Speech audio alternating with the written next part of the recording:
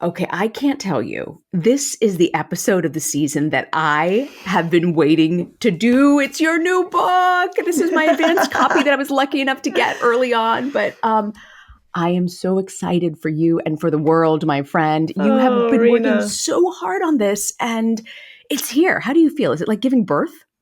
It kind of is actually. I mean, it's out today and it's very funny. It's my third book for broad audiences. And you do feel about your books the way you feel about your kids. Like you don't have a favorite. You love them all. They're all special in their way. It's wonderful to have one come into the world. So yeah, it's actually a lot like having a baby. Oh, that's so funny. So I, you have been working so hard. Last year, you were feverishly Mm. putting it together, doing the research. And what I love, my favorite thing about all your books is it's not like, this is what I kind of think. You are grounded in science and research and real everyday clinical episodes of things that have happened that you've seen over 2 decades, more than 2 decades. It's true. Like I can't believe I get to sit in this space where I sort of feel like I have a three-legged stool that I get to work from. You know, one is the research science of the field, one is my work with parents, and one is my work with teenagers. Mm. And getting to work across those and integrate them into a book is one of my favorite things to do. And one thing that people will notice if they get the book is that it looks thicker, this sounds strange to say, than it is, because the book itself, the text of the book clocks in at under 200 pages. It's not an overwhelming book. But it then goes on for 50 more pages of notes. Yes, So which is great to have, though. I love it. And I also love the way in which if people want to know more about the studies that I'm citing or want to see what actually amounts to a pretty detailed interaction that I often have with clinical and research colleagues in the notes about why I made this argument in this particular way. If people are interested in that, it is all there. And if they're not interested in that, they can just leave it Yeah. aside. But I really love the way that we can use notes in a book like mine to have it both be what I hope is a very readable, accessible text. And then if people are very curious or want to know more about what I'm grounding it in, that's all in the book too. What I love is you use your years of work in your office talking to teens and you weave them in. You've obviously protected the identity so no one would ever be able to tell and change names. But hearing that and then the way you weave in the research and what you're seeing and the trends, which was also interesting because you put it into context. Yes, this is it was an interesting time to write a book about the emotional lives of teenagers because there's no question that a big inspiration for the book was the pandemic Mhm. and was what our teenagers went through and how hard it was on teenagers. But then, I don't want to write a pandemic book. Yeah. I hope that this really feels like it's in the rearview mirror and more so all the time. But what I hope the book does is really grounds us back in what we know about mental health in adolescents, how we maintain it for them, how we support them in maintaining it, when to worry. I think so much of my work is around trying to reassure parents that what you're seeing with your teenager, even if it's intense and sometimes a lot of friction and very uncomfortable, so much of that is normal to adolescents. And so what I have found that is that a way that I can convincingly reassure parents that what they're looking at is typical is to be very clear about where the line is and Mhm. when it is time to be concerned. Because I think that's really how I always want to know. Like if I have a medical concern, I would want someone to say, you don't have to worry until X. And then if Yes. X doesn't arrive, I'm good to go. So I try to provide that to my readers as much as I can. Mm. The Emotional Lives of Teenagers. I love that title because it tells you exactly what this book is about. Why this topic and why now? So it was actually two things. So one was the pandemic, the rise of distress in teenagers everywhere. But I would say as much, if not more powerful than the pandemic, was a growing misunderstanding about what mental health really is in anyone, much less teenagers. And what I mean by that, Rena, is I have watched bluntly the wellness industry shape how we talk about mental health. And what I mean by that is we have arrived as a culture at a very bad definition of mental health, which is that you're mentally healthy if you feel good or calm or relaxed. And I just can tell you, like, no one in my field would be in agreement with that definition. And it's actually a really problematic definition because what it means is if you start the day feeling good and then something awful happens or unpleasant happens and you feel lousy, now you're worried about your mental health as opposed Totally. to the fact that you're just having a very bad day. Yeah. So the two main forces that got me to sit down and basically not get up for months on end to write this book, one was the pandemic, and the other was that I wanted to make sure we got a very clear understanding of what mental health is, and that is that teenagers, and actually people of any age, have feelings that fit the moment they're in, they make sense in their context, and that they are managing those feelings effectively. So they can actually be quite distressed, and that may be totally natural to adolescents. What we're looking at is if they're handling those feelings in ways that bring relief and do no harm, or in ways that bring relief but actually come at a cost. I think that's also one of the takeaways from this book was about how teaching our kids that being in distress and sometimes can be an appropriate feeling or emotion. And we're constantly trying to tell them, no, no, no, you don't want to feel that way. You don't want to feel that way. But you can lean into it and you can also get up from it. Absolutely. That, I mean, if your kid messes up a test that they didn't study for and they feel mad at themselves and unhappy with the grade, those are both extremely unpleasant feelings. Those are going to help your kid grow. Those are going to help your kid do, if they don't want to feel that way again, they're going to change their behavior. And so I think as parents, we so often, I feel like we're linebackers trying to keep negative feelings away from our quarterback kid, whereas I think what we really want to appreciate is sometimes getting knocked down really clarifies for kids how they want to be in the world, what they want to do differently. They have to have moments that are quite uncomfortable to grow and to learn. And our job as adults is to have strategies to support them through it, not try to prevent that from happening. And what I love, it's a great reminder for adults that you're not always supposed to feel up too, that we feel the burden of caretaking and always having to be happy and up. But hearing you say that was really remarkable. Lisa, I want to turn sort of to COVID as we're emerging out of COVID. I'm just curious, what do you think has changed, or has anything changed in teen behavior and development as we move on past COVID? And is there anything you can definitively say, yeah, that's forever changed in child development? Oh, man, what an important question. Okay. So let me take this in a couple ways. First of all, I would say a great percentage of teenagers are back to business, right? Back on the natural trajectories of adolescence, functioning just the way, this is the real value of having practiced so long before the pandemic, is I have a very solid baseline for what I should be seeing in teenagers. So I would say a lot of teenagers are operating exactly as we would expect they would and marching forward in all good health. Okay, but for them, here's what's really interesting. Normal adolescent development is a bumpy road. Yes. And it always has been. Yeah. And so what I am seeing, even for kids where I have zero concerns or who seem very much on the normal trajectory, what I'm seeing is that their parents are unduly anxious. Oh, because the pandemic, number one, rocked our world, and number two, has given rise to daily headlines about adolescent mental health concerns. And my huge beef, Reena, is that so many of these headlines make no distinction between typical adolescent distress and an adolescent mental health concern. So one thing I will say, and this is a big part of why I wrote this book, is that post-pandemic, I'm caring for a lot of parents who are describing to me typical adolescent development as I've ever and always seen it, with all of its ups and downs and with all of its emotional disruption. And they are really scared because they aren't sure if what they are looking at is normal and expectable or a sign of concern in the wake of the pandemic. I think the pandemic really jostled our sense of what the norms were, really changed our, we lost our baselines for what to expect. Okay, so there's that. Then there are also kids who do suffer from ramifications of the pandemic. And I will say the main form I see of this, there's a million versions that are individual to specific people, but the main form is the default use of avoidance to manage distress. That when not they doing are something. tense, not doing something, not going to school, the data, Reena, on kids not going to school post-pandemic, we have never seen anything like this, ever. So this isn't a one-off. I think if your child isn't experiencing this and they're going to school and they're happy to be in school, you don't think this is a big deal. But you are saying you are looking at the research and you are seeing numbers of children who just can't rejoin society again, is what it sounds like.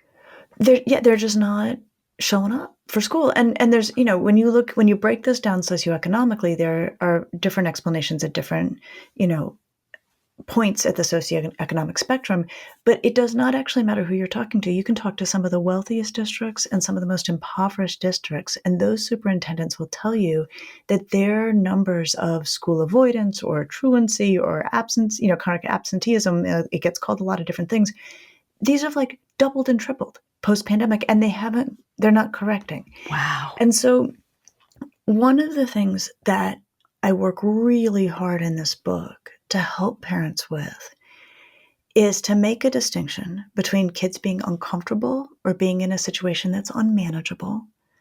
Because sometimes kids are mashing those two together and they're saying, if it's uncomfortable, I can't do it. I'm staying home, or I'm not going to do that thing. I'm going to use avoidance. And if things are, it sounds minimizing, and I don't mean it in this way, if things are merely uncomfortable, if it's not unmanageable, but if it's merely uncomfortable, this book comes with 2 entire chapters of strategies to help kids manage uncomfortable situations so that they can move forward into and through them. You just took my tease going into the break, Lisa. The one thing, if there's one thing or if there's one reason that you should purchase this book, it's the strategies. I learned so much about the things that we can say and pivot to that keeps you kind of on neutral footing, but keeps them rethinking without feeding into the emotional moment. I thought those were so good because there's such takeaways in each chapter of how you can respond. And I learned so much, as a parent. I'm actually implementing some of these strategies already. So I love that. I'm not raving about this because you're my friend and my beloved girlfriend and counselor and wise sage. I love this because there are tangible things in here. Like I was saying, that every parent can use strategies. And it's such an easy read, guys. It is such an easy read. And by the way, Lisa taped an audiobook in her own voice that's available now, right? Yep, it's all out today. They publish both the print and the audio simultaneously, and I love doing the audiobook, actually. And I feel like there's a whole other layer of utility I can add if I can do it in my own voice by tone. But whatever works for people, if they're interested in buying this book, I want them to do what works best for them. Well, I've got both because I've got the book and then also you've got to download it because for the car doing your walks, it's just helpful, I think, to hear some things being reinforced. But, one of the biggest surprises to me was how you really talk about the importance of dads, of talking about their emotions. It was just so impactful hearing this from you because you talk about the research. What is it that you found about dads talking about emotions that can be so transformative for children? So this was I'm just a nerd, You Reena, and are. like any chance. You're grounded in research and studies. You don't just say, oh, this is what I think today, because of one experience with my child. You really look at the research.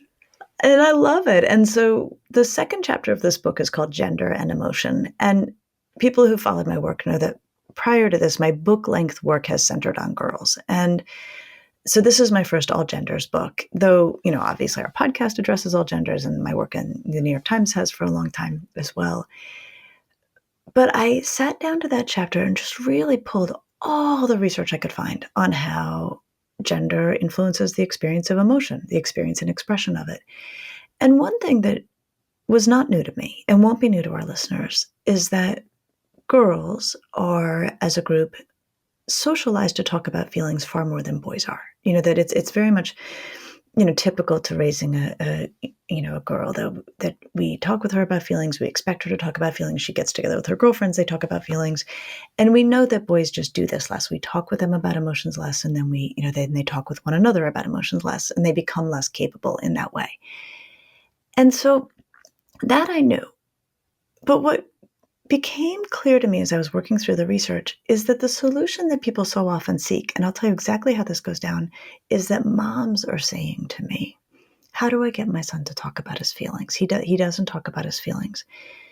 The solution we so often seek, which is bluntly that the mom, who in most homes that are heterosexual homes or two-parent homes that are heterosexual, they're the ones who are doing the emotional work at home. They're the ones asking about feelings because, again, in that gendered pattern, women are trained to do this. What became very clear to me from the research is that if the mother is the only one talking about and asking about feelings, it actually entrenches the problem for boys. And here's what I mean. The problem for boys in addition to not having the fluency because of just how they're socialized, is that somewhere around fifth or sixth grade, they start to get very, very oriented towards like what's a girl thing to do and what's a boy thing to do, right? And of course, I'm talking about very conventional gender dynamics here. And they quickly decide that talking about feelings is a girl thing to do. And so for boys who are really trying to establish their sense of masculinity, it's off the table. So then when they come home and their mom is the only one saying, let's talk about your feelings, it actually proves their point. Like, this is a girl thing to do. Mm. I'm not doing it. So if we really want boys to talk about feelings, which we do, it has to be the men in their lives who step up and who say, tell me how you're feeling, buddy, or let me tell you how I'm feeling today. That has to happen. Anything else may actually exacerbate the very problem it is trying to solve. Mm. So you're saying the men in their lives. So if you are a single parent, I'm a mom, but I feel good that I'm talking to my son about feelings. You say it's still really important to find that male figure who might be in his life somewhere to talk about feelings. Individual families, everyone's going to sort it out in their own way. So, I know plenty of families with two moms or two dads where their kids are thriving, or Yeah. single parents where their kids are thriving in their emotional fluency. But in super broad strokes, regardless of the configuration of your home, but maybe especially if you're talking about a single parent who's a woman, you want other men around getting boys talking about their feelings. And this can be uncles and coaches Mhm. and neighbors and bosses. And, there's a huge array of people who are available to do this. Mm. And I'm not saying if you're a woman, don't ask your son Yeah, about of his course. feelings. But you're saying that there's You know, there's impact, there's a difference. You've seen in the yeah, research.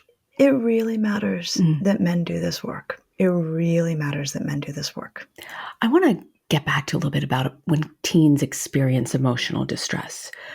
You talk about that quite a bit in the book. When they do, what really works? What helps? What should parents keep in mind? So the book itself gets very deeply into this question of how we help kids. The term we use is regulate Mhm. emotions, right? So if we can't keep kids from having distress, which we can't, and if we can't get rid of it right away, which we can't, what we do in its place is to regulate emotions. And there's a lot of strategies for that. And so I have two entire chapters on the regulation of emotion. And I think that people may be surprised when they come across these chapters is that I have put on equal footing, given a chapter to each, regulating emotions by expressing them, talking about them, as kids say, getting them out, and regulating emotions by bringing them back under control. Mm. And what I mean by that is helping kids or supporting kids as they comfort themselves or find a distraction or turn towards problem solving, maybe not talk about the feelings so much. And I think the reason it may come as a surprise is that we very much at this point in our culture default to the idea that if my kid is upset, the number one and perhaps sole solution is I get them to talk to me about what they're feeling and we talk about it, talk about it, talk about it till it's gone. And I will tell you, Rena, when I was enormously pregnant with my older daughter, the one who's now in college, so this is now like 20 years ago, and I was quite a young clinician at that point. I was about to go deliver her, like it was like a week before her delivery, and I was wrapping up a meeting with a senior colleague, and I think we knew we wouldn't see each other until after I'd had my baby, and she said to me after the meeting ended, she said, "So, do you want to hear how psychologists mess up their kids?" And I was like, "Yes, yes, because I have seen those kids." This is going to be good. Yeah, and she said they talk about feelings too much. Oh. Yeah. That when the kid is having a meltdown, they are just excavating, asking and asking. And she said there comes a point where it's really helpful to say, okay, you've been upset for a while. Let's figure out what's going to help you feel better, right? They're reining it back in. And Rena, what I will tell you is I feel like in the intervening 20 years, the whole culture has moved into the bad psychologist parent mode, right? Of like everything gets discussed and talked to death. So there is a place for getting kids talking about it feelings. And I have an entire chapter Mhm. on helping kids express emotions either verbally or non-verbally. But there is also an entire chapter on strategies to help kids get their feelings back under control. That is so fascinating about the psychologist. Like, talking too much about your emotions can be unproductive. It can, and the term we have a term for it, we call it rumination, right? Ah, Which is the technical term in psychology for where you are, picking at an emotional wound, basically. Like, the more you talk about it, the worse you feel, as opposed to taking another tack. And so I'm very explicit in the book about when talking is a great strategy and also when to know if it stopped working and it's time to actually switch gears. mm.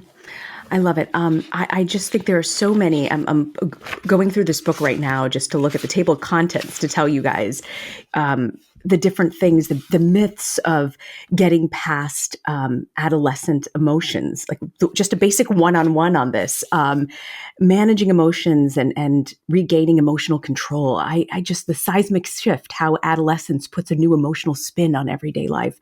It's just such to me, a Bible is what I feel like it is, Oh, because it explains and decodes what kids are going through. I mean, you even talk about what actually happens in the brain as some of yes. these emotions are going on, which no one has ever explained that to me. I mean, when you're handed a child, someone should say, you're not going to understand this, but when they get to their teen years, here's what's happening inside their head. It's quite remarkable, Rena. I mean, it's a massive renovation, and it kicks off with puberty. And puberty kicks off, by 10 or 11, even if you can't see the outward signs, things are shifting and changing inside. And it overhauls who your kid is. And I think we know this and we don't, right? Like, we can easily say, yeah, no, 10-year-olds have very little in common with 17-year-olds. But at the same time, when we're bearing witness to this pretty dramatic transformation, it's very unsettling.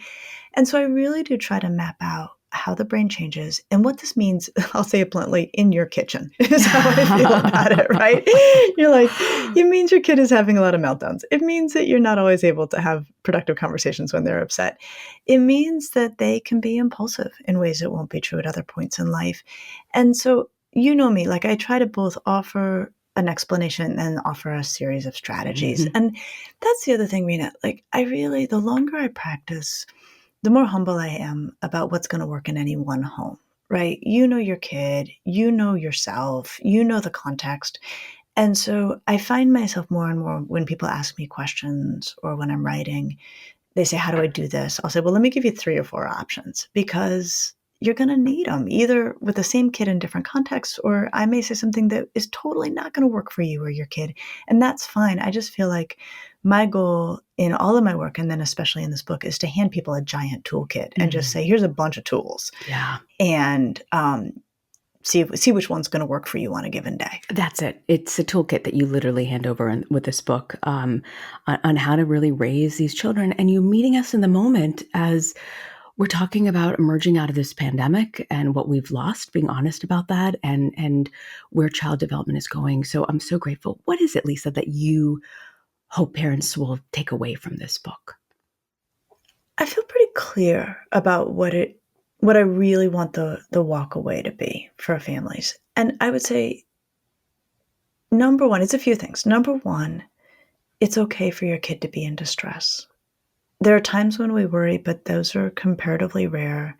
In the day in, day out, you should expect a fair bit of distress in your teenager. Like, I think that's something that we just need to reestablish post pandemic. I think second, I want parents to know you can't prevent that, right? And actually, you don't even always want to. Often, Hmm. you don't want to. Hmm. And then finally, what you can do is support regulation. And that's what this book at the end of the day is really about, is helping kids regulate emotions in really healthy ways so that they can become connected, capable, and compassionate people. I love it. And I don't know how people are going to choose to read this, but I literally have written so many notes in the margins to go back and make sort of a little cheat sheet for myself on just some of the strategies and just reminding myself of the research that, I'm not just doing this willy-nilly. And sometimes you do things because your parents did it one way, or you're conditioned to believe it to be because of your social settings. But I shouldn't be amazed because I know how much research and effort you put into, writing this during that time period. But I'm blown away by all of the stats and how thoroughly this is researched. I'm a journalist, so I like facts and things down the middle. And it's really a brilliant book. Congratulations, my friend. I'm so Reena, proud of you. That means you have no idea what it means to me. And I just, I can't believe I get up every day. I'm like, I can't believe this is my job. I can't believe we get to help people the way we get to, or try at least. You know, it's like what a gift for us to get to do this. Democratizing mental health access. That's always been our goal of this podcast. Well, Lisa, what do you have for us for Parenting to Go? What I would say for Parenting to Go is that I don't know that I've ever seen a harder time to be or raise a teenager. I've practiced, I'm pushing 30 years, Reena. Like, I've really seen a lot. And I think this is a very harrowing time with headlines that are scary and worries about the future. And so what I would say for Parenting to Go is you're not in this alone. There's so much we can do. And I would say the number one reason of all the reasons we've talked about for why I wrote this book is that when I think about adolescent mental health and how we support it, occasionally it's going to be clinical professionals who need to be called in. Overwhelmingly, the way that we support adolescent mental health is by building very strong relationships between teenagers and the adults right around them. And really, ideally, that's going to be their parents. And if not, there's other adults who can step in, but this is a book that's really designed to build those strong relationships because that's how we support adolescent mental health. Well, you detail how to lay that brick by brick. So I'm so grateful for this. And it's such a great read and an easy read and accessible. So thank you for that. Congratulations, Lisa. The Emotional Lives of Teenagers, Raising Connected, Capable, and Compassionate Adolescents by Dr. Lisa D'Amour. Out today. Please go get it. You're going to love it. And send it to a friend too. I think this is actually a great housewarming gift, birthday gift.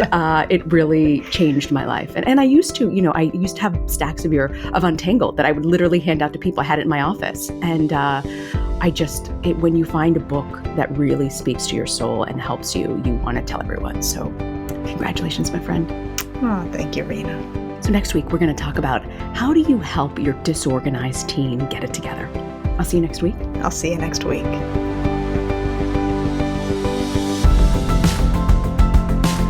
Thanks for joining us. Be sure to subscribe to the Ask Lisa podcast so you get the episodes just as soon as they drop. And send us your questions to asklisa@drlisadamore.com. And now a word from our lawyers. The advice provided on this podcast does not constitute or serve as a substitute for professional psychological treatment, therapy, or other types of professional advice or intervention. If you have concerns about your child's well-being, consult a physician or mental health professional. If you're looking for additional resources, check out Lisa's website at drlisadamore.com. We'll see you next week.